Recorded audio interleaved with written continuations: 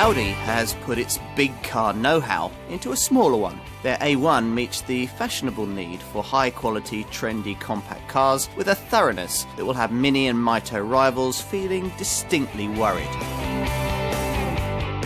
Now, the first thing that any automotive marketeer in the 21st century needs to understand is that, by and large, people today aren't looking for cheap cars. Now, what they actually want is nearly always expensive ones that are less pricey. There's a small but important difference between the two things that no model sums up better than the one I'm looking at here, Audi's A1. This more palatable, concentrated dose of Vorsprung durch Technik is the brand's best-selling model ever, the premium small car that Audi fans have been waiting years for. Watching sporty urban trinkets like BMW's Mini and Alfa Romeo's Mito prove just how much people were prepared to pay for something compact yet classy. Audi's apparent slowness in entering this profitable market was understandable when you consider how in the past the brand has burnt its fingers in getting ahead of itself in small cars. The Audi 50 of 1974 and the Audi A2 of 2000 were both examples of cars that pioneered new market niches for trendy compact designs that were small but perfectly formed. Yet both failed, as other manufacturers watched, copied and understood rather better the kinds of cars that people wanted such a segment to really represent. Which is possibly why, in more recent years, Ingolstadt has let others make the running in sectors like SUVs, executive coupes, even supercars, before pitching in with something even better. In returning at last to the small car market with the sporty, boutique ground rules now firmly established, they're aiming to repeat the trick with this car. Will it work? Let's find out. Audi learnt from the chastening experience that was its revolutionary aluminium-bodied but slow-selling little A2. People, it seemed, didn't want high-tech stuff they couldn't see under the skin, or at least they didn't if it was clothed in a dumpy, ugly body and offered a rudimentary driving experience at a high price. So the A1 delivers what you all ordered. It's evolutionary rather than revolutionary, based almost entirely on the underpinnings of a Volkswagen Polo to keep costs down.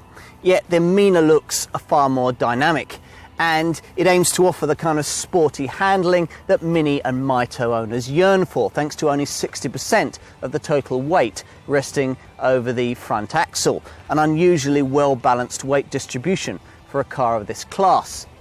Does it all work? Let's find out.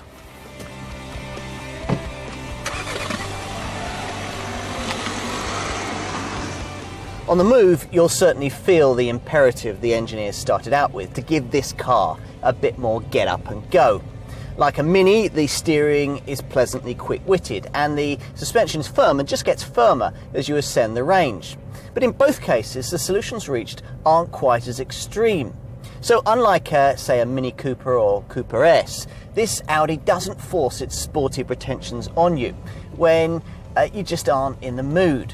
When it's pouring down with rain, the road ahead is festooned with speed humps, and you just wish you were in something bigger and more comfortable.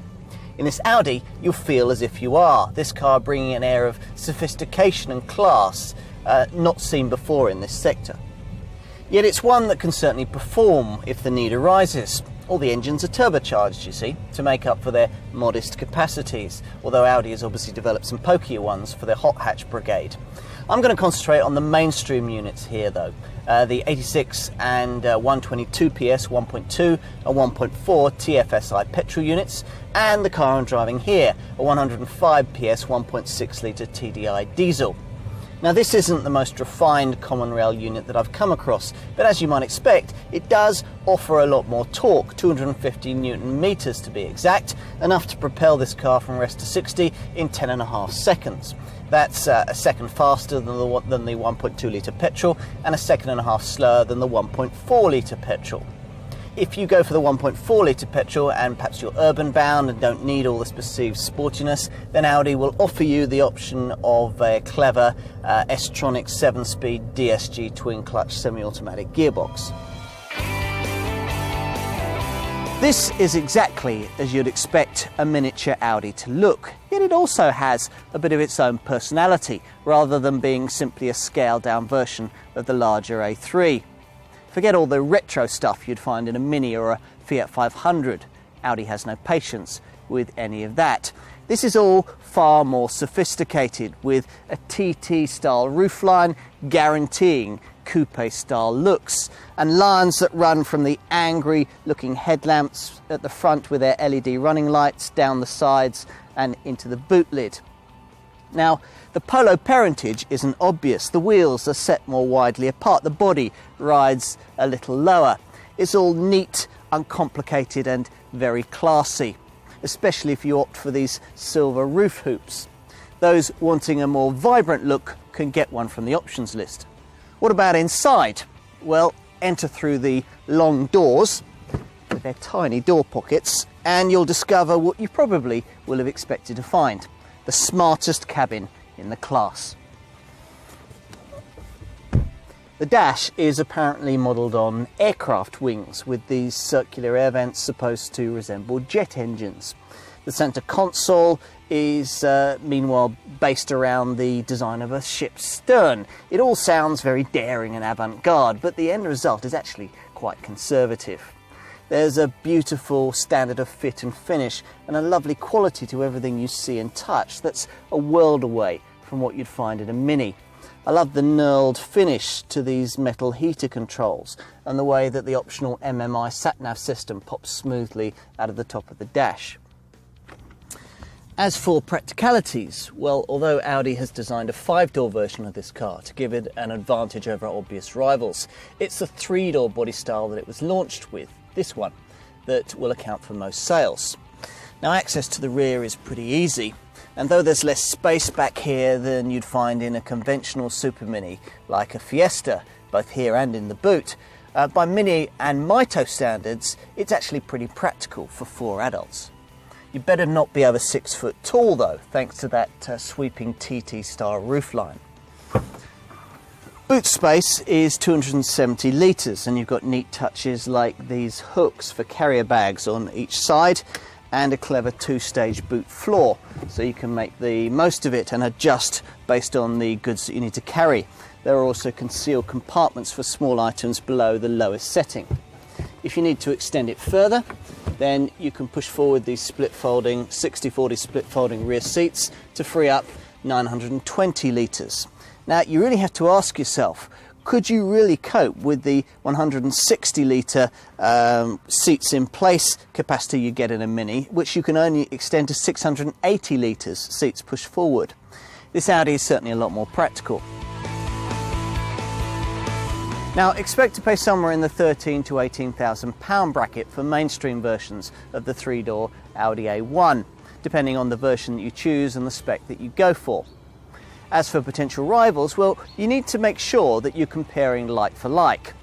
Cars like BMW's 1 Series and Volvo's C30 are really meant to compete with the A3 model that Audi provides in the next class up. This A1, meanwhile, is really intended for someone who wants something slightly smaller and a little bit sportier. Most obviously the Mini, but potential buyers might also be looking at cars like Alfa Romeo's Mito, or if they're not so fussed about the badge, Citroen's DS3.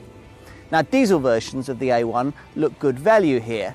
Mitos and Citroen DS3s in diesel form cost nearly as much, even though they're slightly less powerful.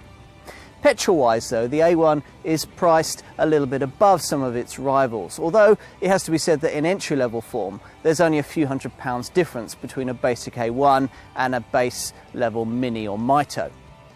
Audi has designed 5-door, cabriolet and sporting S1 versions of this A1, but most customers will be looking at the 3-door body style it was launched with, featuring the mainstream engines, this 1.6-litre TDI and 1.2 and 1.4 TFSI versions of the Volkswagen Group's familiar turbocharged petrol engines.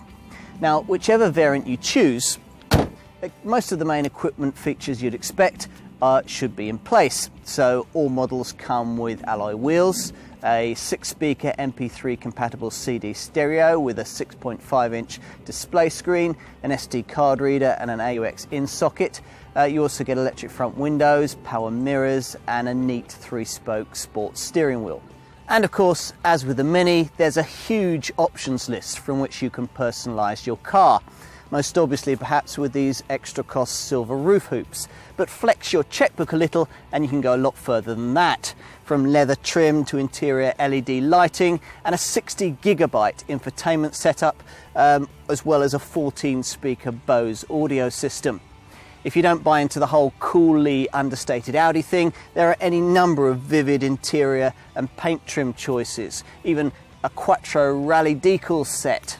Safety-wise, there are twin front and side airbags, Isofix child seat mounting points, ESP stability control, and all the usual braking and traction aids.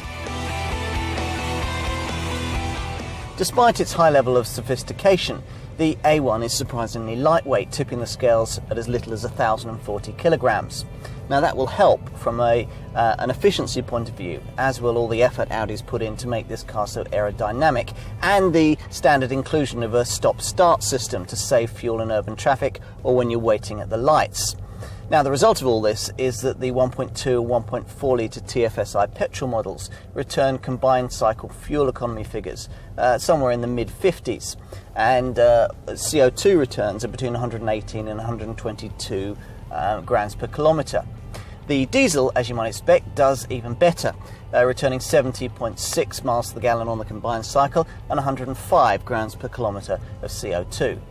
Now all of those figures are class leading, as is low insurance from Group 9 and residual values, which are extremely impressive. Audi reckon that this car will give you about 10% more back after 3 years and 30,000 miles than you get if you bought a comparable Mini. That could be a saving of as much as £1,330. Just how much style and luxury can you really bring to a car that's under 4 metres long? And exactly what would happen if you distilled the essence of Audiness into something this small? The A1 is our answer, and it's an impressive one. The German brand reckoned that this sector needed something offering a better balance between sportiness and comfort, and many potential buyers will agree with them that this car delivers it. Groundbreaking technology isn't on the agenda here, but then, as Audi has already discovered, there's a place for that, and it probably isn't at this very price-conscious sector of the market. What's more important is that if you jump out of an expensive A4 or A6 into an A1 costing half as much, the feeling is very much the same. It is then a very expensive car that just became affordable to you and I, exactly as Audi promised.